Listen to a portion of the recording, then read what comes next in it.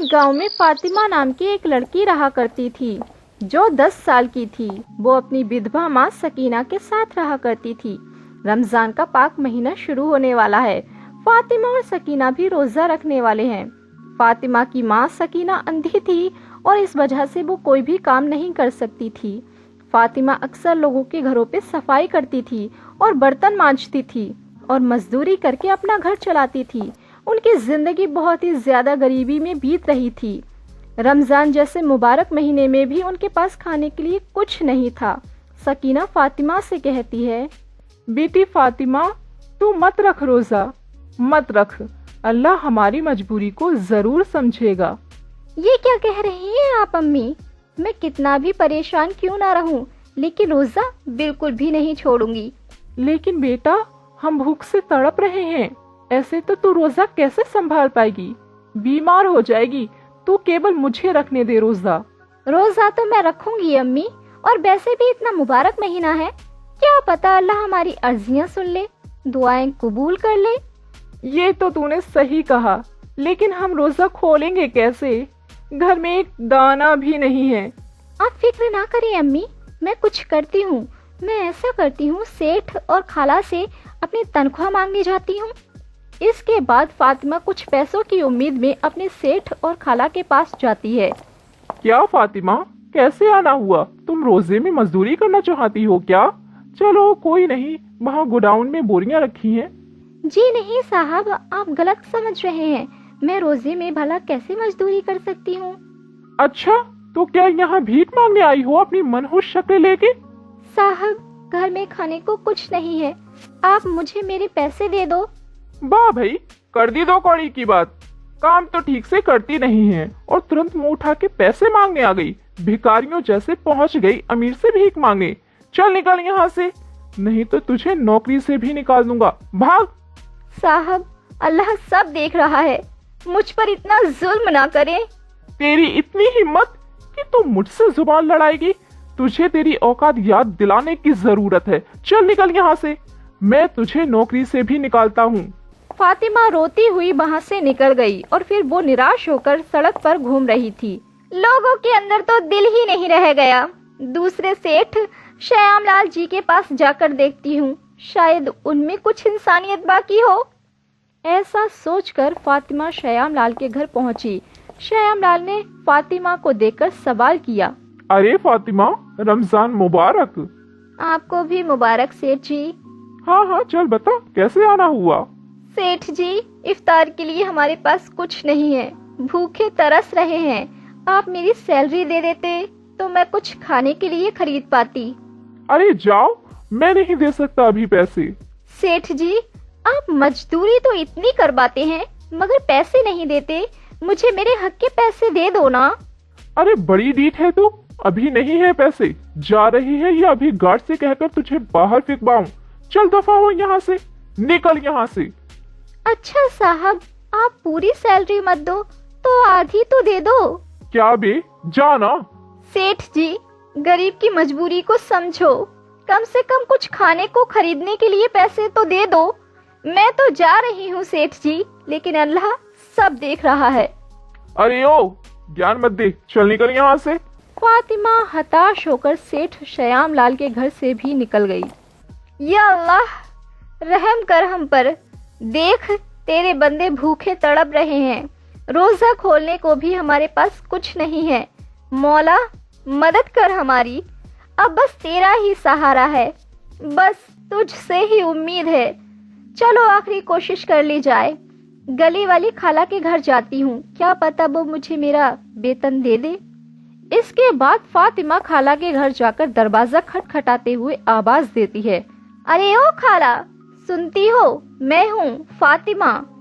या अल्लाह, इस बुढ़िया को कभी तो कोई आराम करने दे। क्या है लड़की, तूने तो छुट्टी ली थी ना, अब क्या काम है तुझे? खाला, मेरी तनख्वाह दे दो बस। अरे दे दूंगी ना बाद में, इतनी क्या जल्दी है तुझे? चोर या झूठी दिख रही हूँ क्या मैं तुझे, या फिर तेरे पैसों को खा रही हूँ? अगले महीने एक साथ तनख्वाह मिलेगी, समझी? चल जा अब। अरे खाला, मैंने कहाँ कुछ कहा, बस तनख्वाह ही तो मांग रही हूँ। हम गरीबों के रमजान के बारे में भी तो सोचो। हमारे पास रोजा खोलने के लिए भी कुछ नहीं है खाला। बड़ी जिद्दी लड़की है रे तू। बोली ना कि अगले महीने तनख्वाह मिलेगी, समझ नहीं आई बात? खाला, हमें भी तो कुछ खाने को चाहिए। बिना पैसे क्या करूं मैं? वैसे भी आपसे आपके और पैसे नहीं मांग रही, बस अपनी मेहनत की कमाई ही तो मांग रही हूँ। आप तो अमीर हैं, मुझे तनख्वाह देने से कौन सा गरीब हो जाएंगी? अरे लड़की, तमीज तो तुझ में है ही नहीं बिल्कुल। अब मैं अमीर हूँ तो क्या हर फकीर को भीख देती फिरूं? चल निकल यहाँ से, चल जा। आप अमीर लोग हम गरीब लोगों की इज्जत क्यों नहीं करते? अरे हम भी तो इंसान हैं। डरो खाला, अल्लाह ताला सब देख रहा है और वहाँ सबका हिसाब होगा। बड़ी जिद्दी है रे तू। इतनी बेइज्जती पर भी यहाँ खड़े रहकर बातें कर रही है। ये लो एक रोटी, खोल लेना रोजा। तुम दोनों माँ बेटी, चल निकल अब। फातिमा उस रोटी को लिए अपने आंसू पोंछते हुए घर को निकल गई, लेकिन तभी रास्ते में उसको एक बूढ़े फकीर दिखे जो बिलक बिलक कर रो रहे थे। या अल्लाह, रहम कर इस फकीर पर। हाय, मैं इस तरह तड़प तड़प कर मर जाऊंगा। अरे बाबा, आप इस तरह मरने की बात क्यों कर रहे हैं? मुझे बताइए, क्या परेशानी है आपको? क्या करूं प्यारी बच्ची, जान निकल रही है भूख से, मगर खाने को कुछ नहीं है। बस इतनी सी बात? ये लीजिए रोटी। माफ करिए, मैं आपको और कुछ नहीं दे सकती, सिर्फ यही रोटी है मेरे पास, आप इसको खा लीजिए। शुक्रिया बेटी, लेकिन तेरे पास अगर सिर्फ यही रोटी है तो तू क्या खाएगी? आप मेरी फिक्र ना करिए बाबा, आपको इस रोटी की ज्यादा जरूरत है, आप खा लीजिए। बेटी, तू बड़ी ही नेक दिल है, तू सब्र रख, अल्लाह तेरी झोली में ढेर सारी खुशियाँ डालेगा। शुक्रिया बाबा, अल्लाह करे आपकी हर दुआ कबूल हो जाए। फातिमा फिर खाली हाथ सुकून से मुस्कुराते हुए घर जाने लगी। तभी रास्ते में उसे मस्जिद दिखी। वो मस्जिद के करीब गई तो वहाँ सोने के सिक्कों से भरा एक बड़ा सा खूबसूरत सा संदूक दिखा। या अल्लाह, ये तो बहुत सारा सोना है, ये यहाँ कैसे पड़ा है? तभी फातिमा को दीवार पे कुछ लिखा हुआ दिखा कि अल्लाह अपने सच्चे और नेक बंदों को खुशियाँ और इनाम जरूर देता है। फातिमा को महसूस हुआ कि शायद ये अल्लाह का इनाम ही है। या अल्लाह, तेरा शुक्र है, मैं कसम खाती हूँ मैं इसका गलत इस्तेमाल बिल्कुल नहीं करूँगी। फिर फातिमा ने अपने और अपनी माँ के लिए कुछ फल, अनाज और कपड़े खरीदे। इसके बाद वो संदूक को लेकर घर चली गई। घर में फातिमा की माँ शकीना ने फातिमा की आहट सुनकर उससे पूछा, आजा बेटी। फातिमा, तनख्वाह मिल गई बेटी तुझे? अरे अम्मी, आप उस सब की फिक्र ना करें, ये लो, ये खाकर रोजा खोलो, फिर मैं आपको नए कपड़े पहनाती हूँ। क्या सेठ ने तोहफे दिए हैं क्या? नहीं अम्मी, सेठ इतने अच्छे कहाँ, मुझे खुद हमारे अल्लाह ने इनाम दिया है। क्या मतलब है तेरा? बस यूँ समझ लो, अल्लाह ने हमारी अर्जियाँ सुन ली हैं और हमारी झोली को ढेर सारी खुशियों से भर दिया है। इतना सुनते ही सकीना बड़े ही प्यार से फातिमा के सर पर हाथ फेरती है और दोनों मुस्कुराती हैं और सोने के सिक्कों के इस्तेमाल से फातिमा घर में जरूरत की चीजें लाती है और मार्केट में एक दुकान खोलती है। फातिमा अपनी दुकान को खूब मेहनत से चलाती है और हर महीने गरीबों को खाना खिलाती है। फातिमा के सभी दुख खत्म हो जाते हैं और वो अपनों का अच्छे से ख्याल रखते हुए खुशी से जिंदगी गुजारती है। कावेरी नाम की एक औरत अपनी दो बेटियों के साथ रहती थी। बड़ी बेटी का नाम अंजलि और छोटी बेटी का नाम आराध्या था। कावेरी आराध्या को बिल्कुल भी पसंद नहीं करती थी, क्योंकि जिस दिन आराध्या पैदा हुई थी उसी दिन उसके पिता की एक्सीडेंट में मौत हो जाती है। इस वजह से कावेरी आराध्या को मनहूस समझती थी। आराध्या जब भी कावेरी से बात करती थी तो कावेरी उसे उल्टा जवाब देकर वहाँ से भगा देती थी। कावेरी अपनी बड़ी बेटी की सारी ख्वाहिशें पूरी करती थी, लेकिन छोटी बेटी को हमेशा ताने मारती रहती थी। अंजलि भी कावेरी की तरह ही हमेशा आराध्या को ताने मारती रहती थी। एक दिन अंजलि और कावेरी खाना खा रहे होते हैं।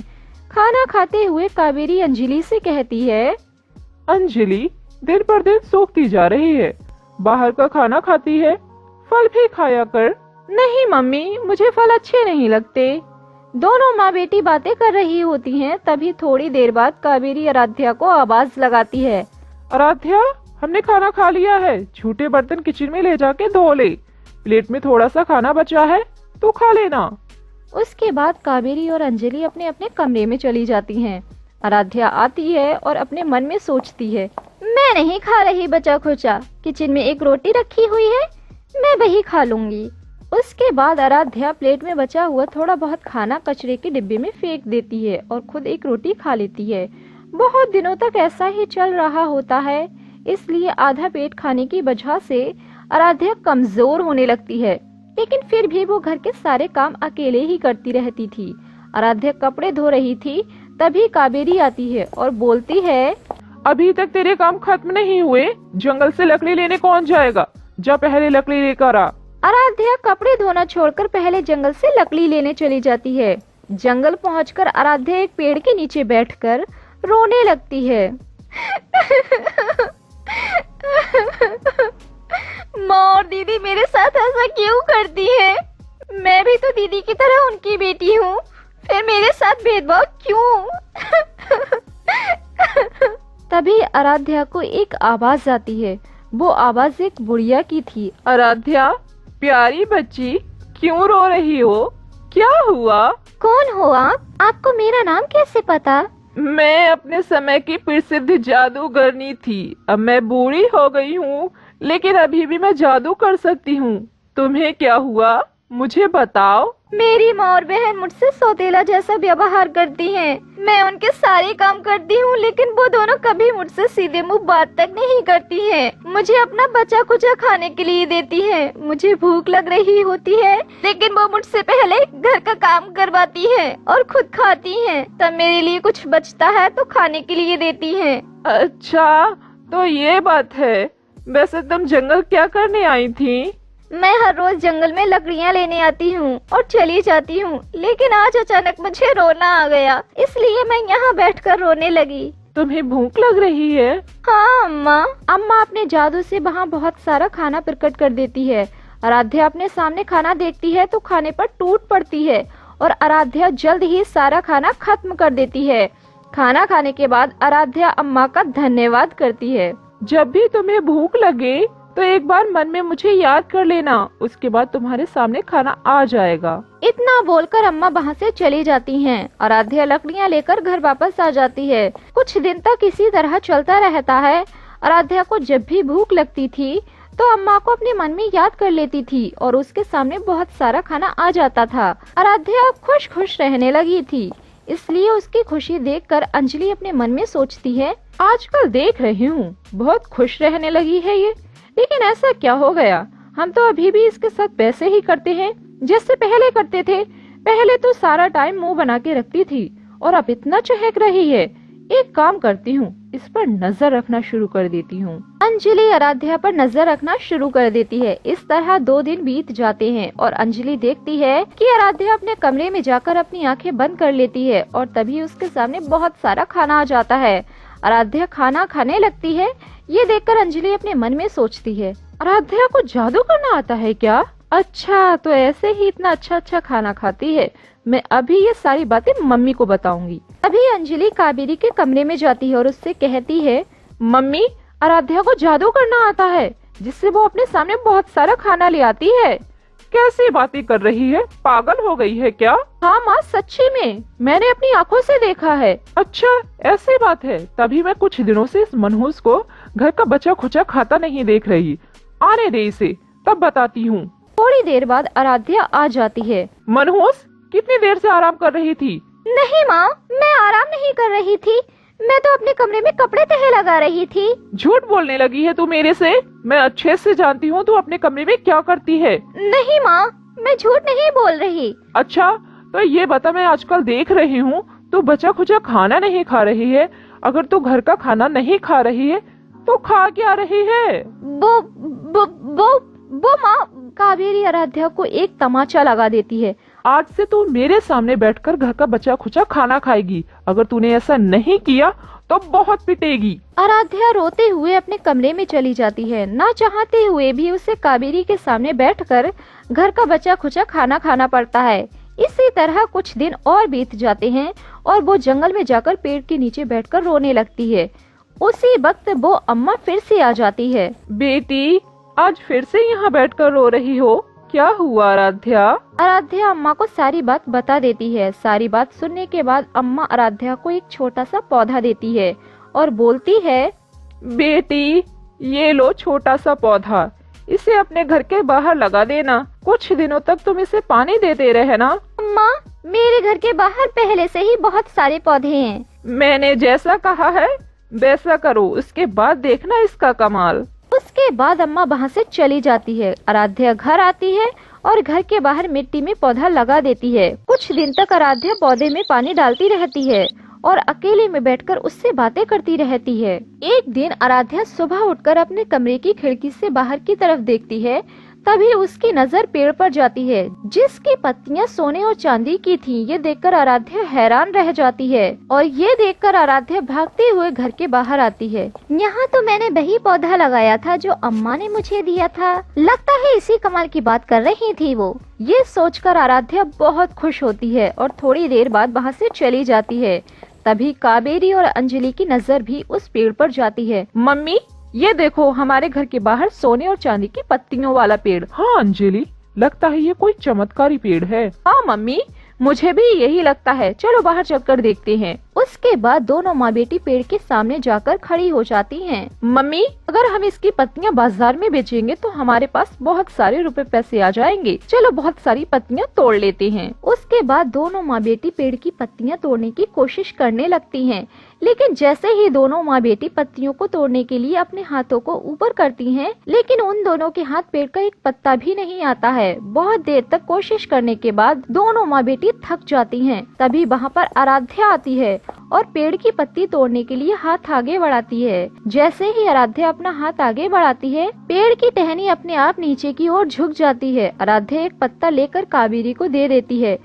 ये लो माँ। एक पत्ता लेकर कावेरी खुश नहीं होती है, लेकिन तभी घोड़े की दौड़ने की आवाज आती है। ये आवाज सुनकर कावेरी बोलती है, लगता है राजकुमार आ रहे हैं। आराध्या, घर के अंदर जा और अंजलि तो यहीं रहे। आराध्या घर के अंदर चली जाती है। राजकुमार जैसे ही वहाँ से गुजरता है तो उसकी नजर सोने और चांदी के पत्तों वाले पेड़ पर जाती है। अद्भुत पेड़ देखकर राजकुमार वहीं पर रुक जाता है। सोने और चांदी के पत्तों वाला पेड़ तो मैंने कभी नहीं देखा था। ये अद्भुत पेड़ किसका है? राजकुमार, ये पेड़ मेरा है। दरअसल राजकुमार, मैंने सुना था कि आप गाँव की किसी साधारण लड़की से शादी करोगे। ये मेरी बेटी अंजलि, आपको मेरी बेटी कैसी लगी? मैं आपकी बेटी से शादी नहीं करूंगा।